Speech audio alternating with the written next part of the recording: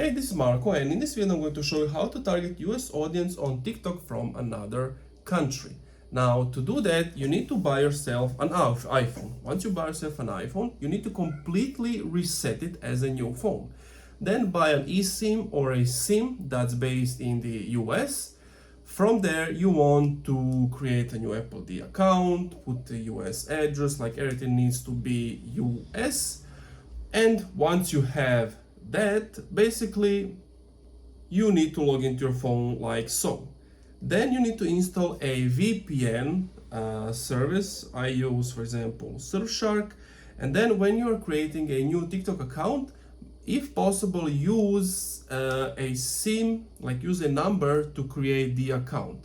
You can use softwares like Sonetel that allows you to create a US virtual number, so you can create your account like that. Or just use an email, but try to create an email that's not like located by your IP. So if you can use like iCloud email, that would work as well.